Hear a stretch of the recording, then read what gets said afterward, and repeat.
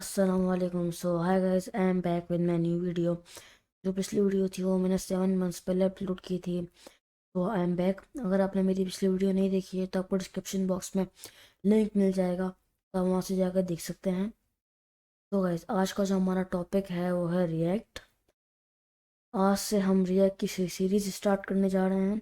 ये आज पार्ट 1 है। तो गाइस, रिएक्ट को सबसे पहले आपको इनिशिएट करने के लिए आज जो हम काम करेंगे बेसिकली वो होगा कि हम बॉयलर प्लेट इनिशिएट करेंगे, बेसिक ऐप बनाना सीखेंगे, उसको सर्वर पर रन करेंगे और फिर उसका डायरेक्टरी स्ट्रक्चर समझेंगे रिएक्ट की ऐप का। तो गेट स्टार्टेड। जो बिल्कुल फ्रेश ही हैं, इन्हें बिल्कुल भी काम नहीं किया रिएक्ट पे, तो प्लीज़ फॉलो मी। जैसे जैसे मैं कर रहा हूँ वैसे वैसे आप करते जाएं। सबसे पहले आपने क्या करना है कि नोट.js को इंस्टॉल कर लेना है। नोट.js की ऑफिशियल साइट है, उसको आपने इंस्टॉल करना है। आपने ये वाला वर्जन इंस्टॉल करना है, इस पर लिखा हुआ है रिकमेंडेड फॉर मोस्ट यूजर्स, तो आपने ये वाला वर्जन इंस्टॉल करना है। मेरे पास पैसे इंस्टॉल है तो मैं दोबारा नहीं करूँगा, लेकिन आप कर लीजिएगा। बहुत ही सिंपल वे इसको इंस्टॉल करने का, जस्ट आप क्लिक करेंगे इस पर, इंस्टॉल होना शुरू हो जाएगा। बाकी जब भी आप इंस्टॉल करने जाएंगे उसको तो प्रॉम्प्ट होगा बार बार, तो आपने इसको बस यस यस करके इसको आगे कर देना, तो ये ग्लोबली इंस्टॉल हो जाएगा सिस्टम में। मैंने यहाँ पर कैंसिल कर दिया क्योंकि मेरे पास पहले से ही है। अब आपने चेक भी करना है कि नोट.js भाई इंस्टॉल हुआ कि नहीं हुआ। तो आप जाए CMD पे, आपने टाइप करना है node minus version minus V. ये वर्जन आ गया, वी वर्जन 14.15.1। अब जो दूसरा काम आपने करना है वो ये है कि NPM आपको मैनुअली नहीं करना पड़ता, वो नोट.js के साथ ही हो जाता है। तो गाइस, अब हम कंटिन्यू करते हैं रिएक्ट की ऐप बनाना। अब रिएक्ट की ऐप बनाने सबसे पहला काम आपने ये करना है कि उसको लोकेट करना है कि अपने ऐप का बने रखनी है। तो मैं करता हूँ CD डेस्कटॉप पे, मुझे डेस्कटॉप पे ऐप बनानी है। वो आपका फोल्डर कहीं भी कौन सा भी हो सकता है, आपको उस पर ऐप बनानी है, वो it's your choice. So guys, मैं कंटिन्यू करता हूँ उसको। अब पहले क्या होता था कि रिएक्ट की जो ऐप बनानी पड़ती थी उसमें हमें रिएक्ट को CLI को इंस्टॉल करना पड़ता है, लेकिन अब रिएक्ट मॉडर्न है। तो गाइज, हमें सिर्फ एक कमांड लिखने से, वन कमांड से वो रिएक्ट की बेसिक प्रोजेक्ट इनिशिएट कर लेता है। तो हमें रिएक्ट की CLI इंस्टॉल करने की ज़रूरत नहीं है। तो मैं कमांड लिखता हूँ, आप मुझे फॉलो कीजिए, वही कमांड लिख के अपनी ऐप बनाइए। तो जो कमांड है वो है npx क्रिएट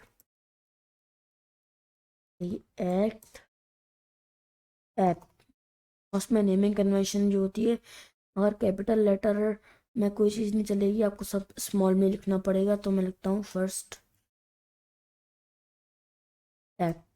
ओके, तो अब मैं इसको बनने के लिए लिख देता हूँ, एंटर। अब ये 5 to 10 मिनट्स लेता है इंस्टॉल करने में।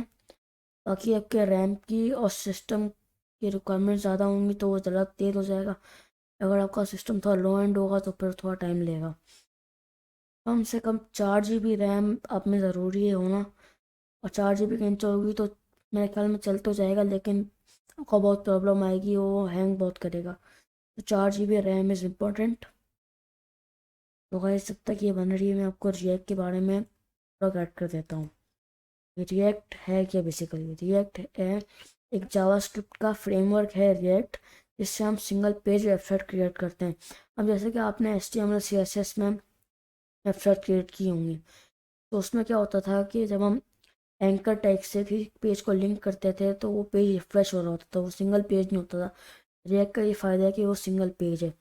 और रिएक्ट चलती कंपोनेंट्स में, छोटे छोटे कंपोनेंट, जैसे अगर आपने एक नेव बार बना, आप HTML CSS पे काम करते तो आप नेव बार की अलग अलग फाइलें बना के उसके अंदर करते थे, अलग अलग फाइल बना के उसके अंदर करते हैं। लेकिन रिएक्ट में क्या है कि अलग अलग कंपोनेंट्स बन जाते हैं, और वो कंपोनेंट आप कहीं से भी इंपोर्ट करके उसको चला सकते हो। तो कोड की जो क्लियरेंस है और सारी चीज़ें हैं वो बहुत अच्छी हो गई। अब बाकी जो मैं ज़्यादा जोड़ी नहीं पढ़ाऊँगा आपको, मैं आपको ज़्यादातर प्रैक्टिकली करके दिखाऊँगा। सो गाइस, फाइनली हमारी ऐप बन के रेडी हो चुकी है। मेरी ऐप बनने में 5 to 10 मिनट्स लगे थे, और बाकी सिस्टम के रिक्वायरमेंट्स के ऊपर होता है, जैसे मैंने आपको पहले ही बताया था। तो गाइस, मेरी ऐप बन चुकी है और मैं ऐप के अंदर आ गया हूँ। मैं आपको बता दूँ किस तरीके से आया। CD डॉट डॉट करके मैंने डेस्कटॉप पे ऐप बनाई थी, तो आप सिंपली CD लिखेंगे और अपनी ऐप का नाम नेम लिख देंगे first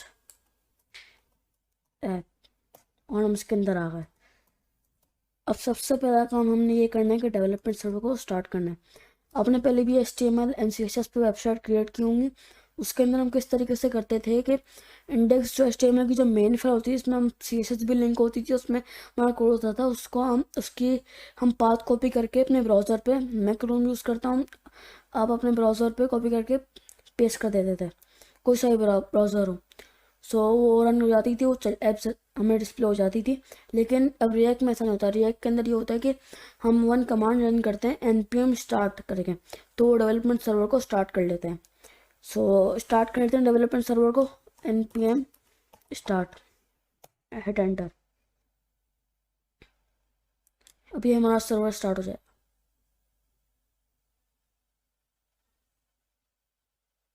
starting the development server, और ये हमारा सर्वर स्टार्ट हो रहा है।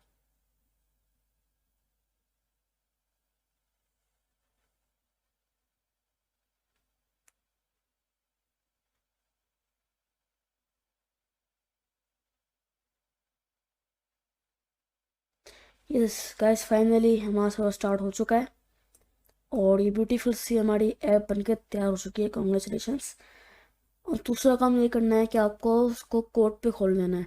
जो भी आप एडिटर यूज़ करते हो, मैं या स्टूडियो कोड यूज़ करता हूँ, आप सबलाइम करते हो या कोई सा भी करते हो, इट्स योर चॉइस। मैं विजुअल स्टूडियो कोड करता हूँ, तो मैं CMD and code space dot, अब बहुत सारे तरीके से खोल सकते हैं, इसको ओपन कर सकते हैं, लेकिन मैं जो हूँ उस तरीके से करता हूँ कि पहले CMD में जाके कमांड करके उसको ओपन कर लेता हूँ। अब सबसे पहले देख के आप ये घबराइएगा मत कि यार इतना सारा ये क्या है, ऐसे में सीधे में तो ऐसे नहीं होता था। मैं आपको पूरा लाइन से एक्सप्लेन करता हूँ। इसको हटा देते हैं अभी। ओके गाइस, ये रूट है, ये रूट है पूरी फाइल का, सही है। सीधा ADI की जो है सारे फंक्शन है, ये फाइल क्रिएट करने का है, ये फोल्डर क्रिएट करने का है। अब सबसे पहले स्टार्ट करते हैं फर्स्ट से, नोन मॉड्यूल्स। ये नोन मॉड्यूल्स हैं जो आपके ऐप के अंदर होना ज़रूरी है, वरना आपकी ऐप चलेगी नहीं। ये नोन मॉड्यूल्स करना आपने ज़रूरी है। ऐसे आप गिटहब से कोई भी रिपॉजिटरी से क्लोन करते हो, किसी की रिएक्ट की ऐप आप क्लोन करते हो, तो उसके अंदर नोन मॉड्यूल्स नहीं होते, तो आपको नोन मॉड्यूल्स करना बहुत ज़्यादा ज़रूरी होता है। ये पब्लिक का फोल्डर है, इसके अंदर हमारा कोई काम नहीं है। इसको मन करते हैं सोर्स का फोल्डर है, सोर्स, इस सारा काम हमारा इसके अंदर है। इसके अंदर हमारा ये ऐप का कोड लिखा हुआ है, आप देखें ये और डिस्प्ले हो रहा है ना, ये है इसके अंदर पूरा लोगो लगा हुआ, सारी चीज़ें लगी हुई। बाकी CSS फाइल्स ने और सारी, और इनसे गेट इग्नोर की फाइल है, ये पैकेज डॉट है। पैकेज डॉट में क्या होता है, ऐसे हम आगे जाके फोर्थ फिफ्थ पार्ट में हम कोई स्टोर, ई-कॉमर्स स्टोर बना लेंगे या कोई shoe store type react routing से वो सीखेंगे हम। तो उसमें ना कोई सी डिपेंडेंसी करते हैं ना, कोई सी भी, तो वो यहाँ पर डिस्प्ले हो जाती है कि हाँ आपकी डिपेंडेंसी कंफर्म हो गई है। सो ये इसलिए ये रीडमी फाइल है और ये लॉग फाइल है, यान डॉट लॉग, ये लॉग फाइल है। सो चलिए स्टार्ट करते हैं। सबसे पहले जो डिफ़ॉल्ट बनी हुई आती है अब उसको रिमूव कर देते हैं, हेडर को, तो हेडर के ऊपर सेक्शन को, और एक H1 ले लेते हैं और उसमें लिखते हैं हेलो वर्ल्ड।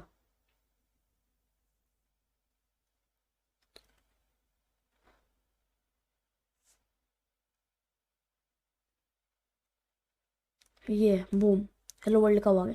अभी आपने एक चीज़ नोटिस की होगी कि मैंने पेज को रिफ़्रेश नहीं किया, तो ये का ऐसा ही है कि भाई पेज को रिफ़्रेश करना हमें नहीं पड़ता। HTML से में गया तो पेज को जब रिफ़्रेश करे तो ही हमें चेंजेस पता लगती है, लेकिन रिएक्ट में ऐसा होता है कि पेज को रिफ़्रेश करना ज़रूरी नहीं होता।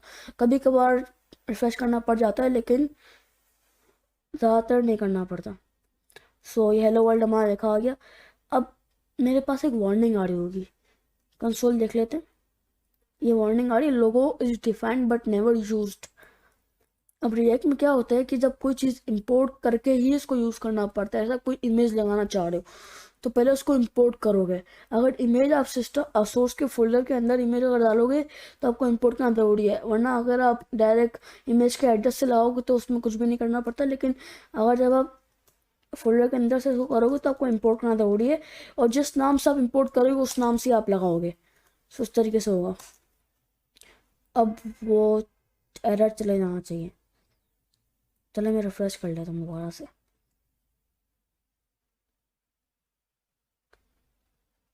बूम गाइस, एरर चले गया।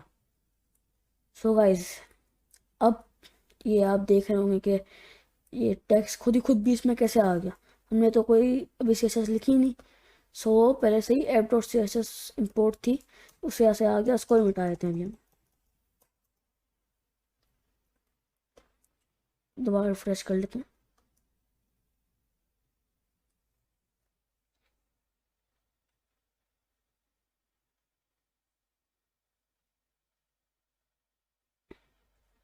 सो गाइस, ये हो गया साइट पे जैसे आता है। तो अब आप बोलेंगे कि यार डिस्प्ले कहाँ पर हो रहा है, जाकर इसको एक्सपोर्ट भी किया हुआ है, तो ये इंपोर्ट कहाँ पर हो रहा है। जब कोई चीज़ आप एक्सपोर्ट करते हो तो उसको इंपोर्ट करते भी तो ना, कोई चीज़ आपने भेजी है तो उसको आप अपने हैंड ओवर भी तो करोगे ना। तो आपने एक्सपोर्ट कर दिया कि नहीं, इंपोर्ट कहाँ पर हो रहा है, ये इंपोर्ट हो रहा है index.js के अंदर जाके। ये देखें, ऐप ऐप फ्रॉम ऐप, इसको हमने इंपोर्ट करा है और हमने उसी नाम से इसको यहाँ पर करा दिया। ओके गाइस, सही हो गया। सो अब आप बोलोगे कि यार सारा काम कहाँ पर चल रहा है, मतलब कि मेन रूट क्या है इसकी। तो रूट ना आप लोगों को दिखा देता हूँ। ये आप डिस देख रहे हैं, इसकी आईडी है रूट। इसके अंदर हमारी पूरी ऐप चल रही है, इसके अंदर हमारी पूरी ऐप चल रही है। पब्लिक का फोल्डर के अंदर ये इंडेक्स.html में पूरी, ये इस डिस के अंदर हमारी पूरी ऐप चल रही है। ओके गाइस, अब आप सोच रहे होंगे यार एक ही कंपोनेंट के अंदर हम सारा काम कर रहे हैं। अभी मैं आपको कंपोनेंट की टाइप्स बताता हूँ। देखिए, कंपोनेंट 2 टाइप्स के होते हैं, एक फंक्शन बेस्ड और एक क्लास बेस्ड कंपोनेंट। मैं अभी फंक्शन बेस्ड कंपोनेंट में हूँ, और मैं फंक्शन बेस्ड कंपोनेंट में ही ज़्यादातर काम करता हूँ। क्लास बेस्ड कंपोनेंट में मैं भी नहीं, क्योंकि वो फंक्शन बेस्ड कंपोनेंट ईजी भी होते हैं और ज़्यादा फ्लेक्सिबिलिटी उसमें बढ़ जाती है। सो फंक्शन कंपोनेंट, अब आप बोलेंगे कि यार रिएक्ट पूरी कंपोनेंट पे चलती है और उसने कंपोनेंट बना के नहीं दिखाया। सो अभी वही काम करते हैं कि एक अदद सोर्स के फोल्डर में कंपोनेंट क्रिएट कर लेंगे हेलो के नाम से। हेलो नहीं, ग्रीटिंग्स के नाम से कर लेते हैं, कि ग्रीटिंग्स देंगे नाम।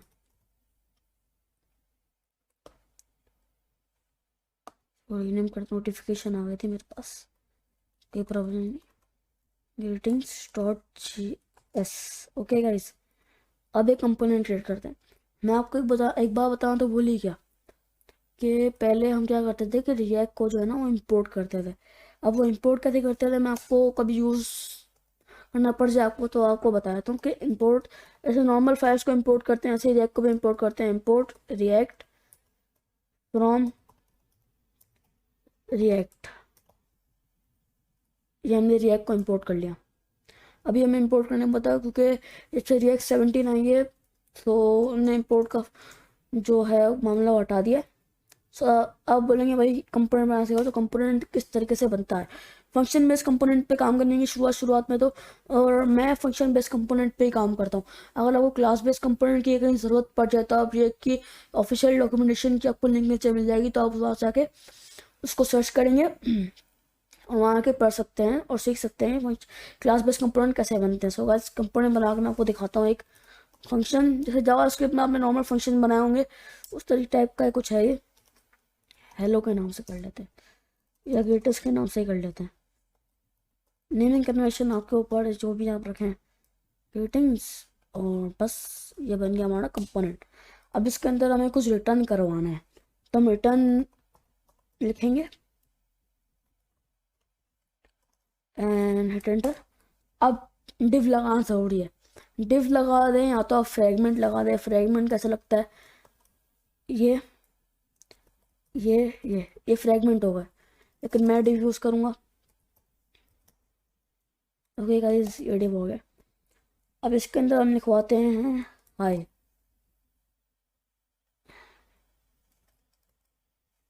H1 के अंदर H1 हाय। ओके गाइस, अब आप बोलो कि index.js से भाई हम लोगों को वो भी करना सिखाओ कि इसको हम कैसे लगाएंगे, हम डिस्प्ले कैसे कराएंगे इसको। सो अभी सबसे पहले इंपोर्ट करने से पहले एक्सपोर्ट करें। सो सबसे पहले एक्सपोर्ट करते हैं। एक्सपोर्ट डिफ़ॉल्ट जावा के फंक्शन का नेम है वो यहाँ पर कर देंगे ग्रीटिंग्स, वो दिखो आ जाता है बस। ओके गाइस, अब आपने एक काम करना है, index.js की फाइल में जाना है और नीचे इंपोर्ट ग्रीटिंग्स फ्रॉम ./greetings.js लगाने की ज़रूरत नहीं होती क्योंकि वो JS की फाइल खुद ही कर लेता है। अब इसके अंदर हम इसको हटा के देते हैं जो हमने यहाँ पर नाम दिया है वही हम यहाँ पर देंगे। इसको हम करते हैं ग्रीटिंग्स। अब देखते हैं क्या हुआ है, प्रेस करेंगे, बूम गाइस, ये हमारे पास ग्रीटिंग्स की फाइल आ गई। अब बोलोगे इसने नेविगेशन नहीं करी, ये किस तरीके से काम किया। सो गाइस, ये आज पार्ट 1 है।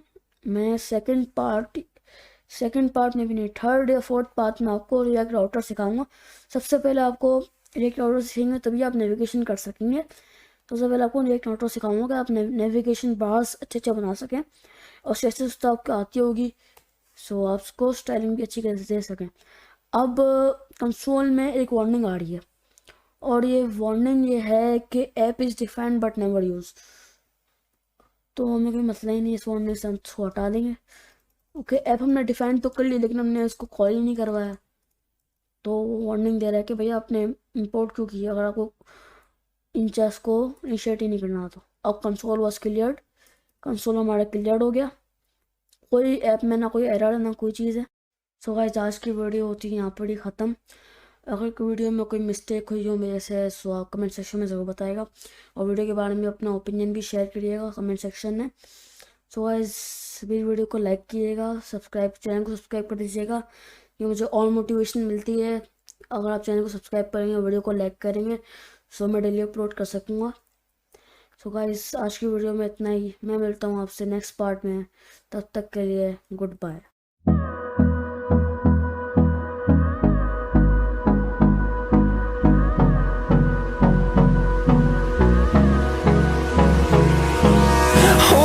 Close till I get up. Time is barely on our side. I don't wanna waste what's left. The storms